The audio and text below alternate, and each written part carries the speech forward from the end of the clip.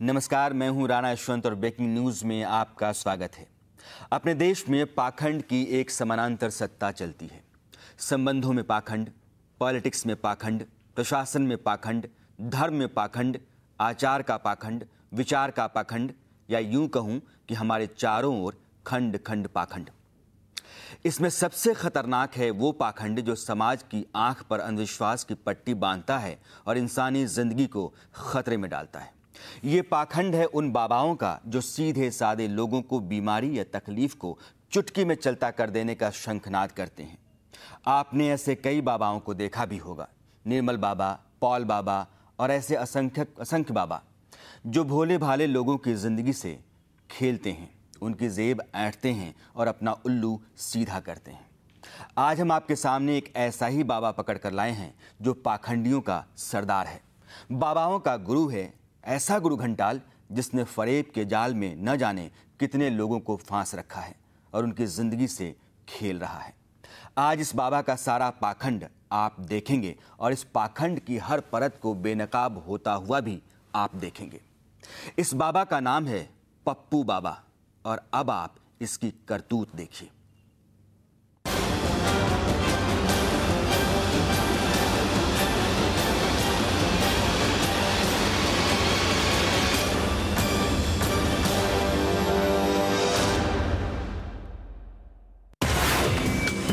सावधान, ध्यान से सुनिए और गौर से देखिए,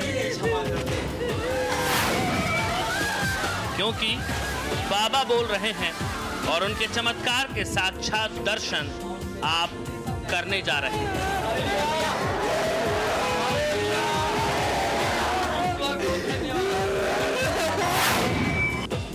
जी हाँ, बाबा के एक इशारे पर लोग अपना गुनाह कबूल कर रहे हैं और उन गुनाहों के लिए ऐसा पश्चाताप कर रहे हैं। ये द्वार है जो आपको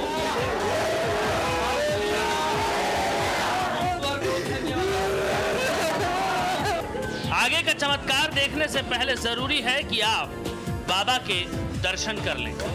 हमारे आपके बीच आम आदमी से दिखने वाले इस शख्स का नाम है राजकुमार प्रजापति, लेकिन अब यह नाम गुजरे वक्त की पहचान है।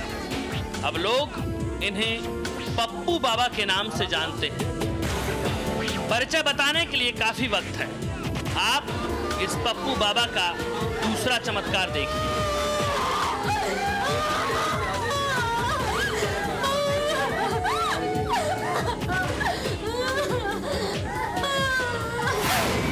पप्पू बाबा के पास सैकड़ों की तादाद में अलग अलग बीमारियों से परेशान लोग आते हैं। बाबा जहां डेरा डाले हुए हैं वो जगह है सादतगंज, जिला फैजाबाद।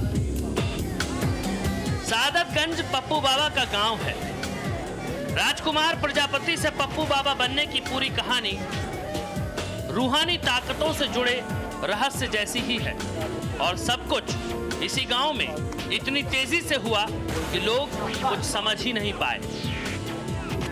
ये कहानी भी हम आपको बताएंगे, मगर अभी जरूरी है कि पप्पू बाबा के अड्डे पर आए लोगों को आप देखिए और दंग रहिए। किस तरीके से आपका हाथ हो गया था?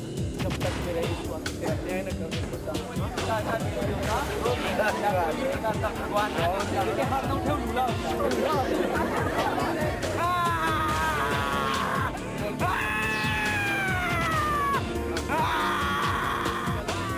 बाबा के मुताबिक इस आदमी के अंदर शैतान का डेरा हो गया था और बाबा ने ईश्वरीय शक्ति से उसे अब भगा दिया है। नौजवान शांत है, लोग दंग और बाबा अति प्रसन्न। राम की भूमि पर ईश्वर के साक्षात दर्शन करने और दिव्य शक्ति के जरिए लोगों का कष्ट दूर करने का दावा करने वाले इस पप्पू बाबा की करतूत निराली है और बेहद खतरनाक भी।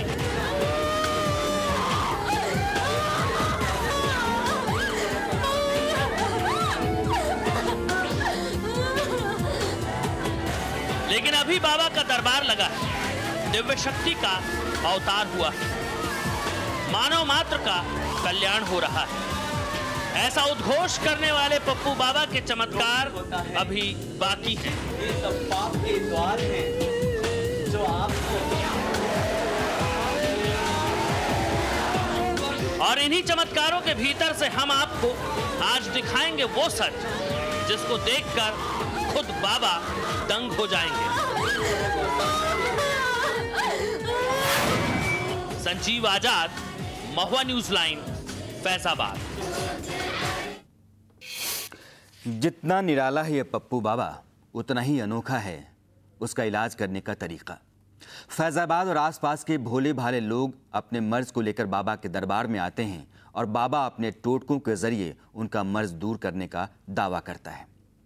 आपको हम दिखाते हैं कि बाबा कैसे लोगों का इलाज करता है।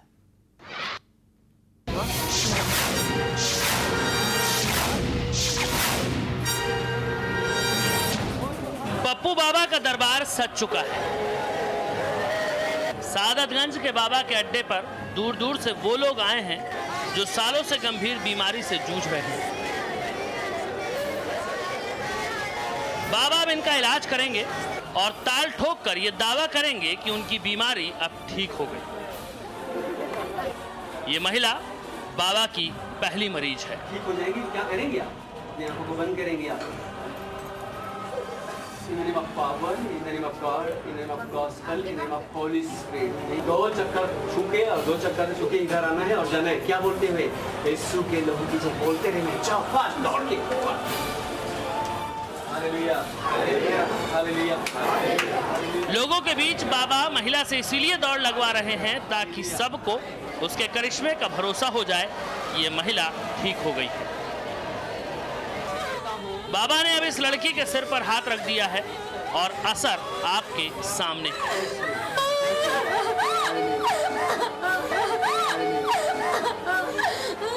बाबा का चमत्कारी हाथ अब दूसरी लड़की के माथे पर है और लड़की पहली वाली लड़की की ही तरह बेतहाशा रो रही है।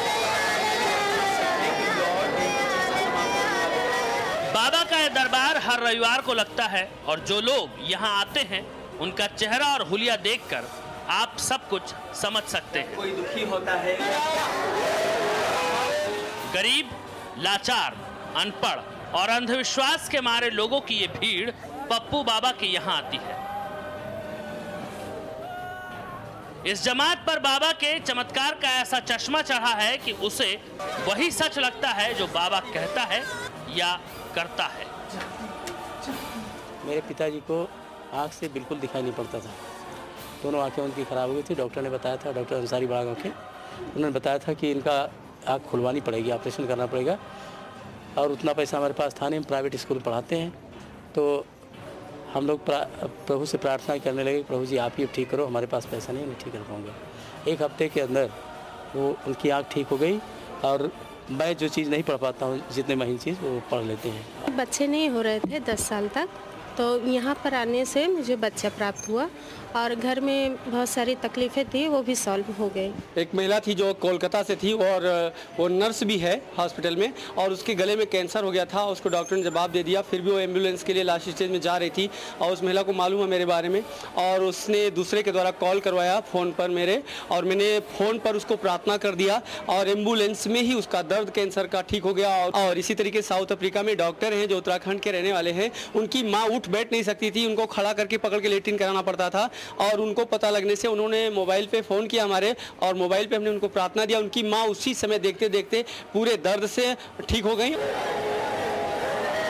पप्पू बाबा और उसके पास आने वाले लोगों की कहानियां ऐसा रहस्यमय संसार बुनती हैं कि अच्छा खासा दिमागदार आदमी भी चक्कर खा जाए। लेकिन ये सब कुछ एक बड़ा पाखंड है, भयानक धोखा है, इंसानी जान के साथ खिलौना मजाक है और हमारी व्यवस्था पर संगीन सवाल भी। बाबा की पोल खुलने वाली है।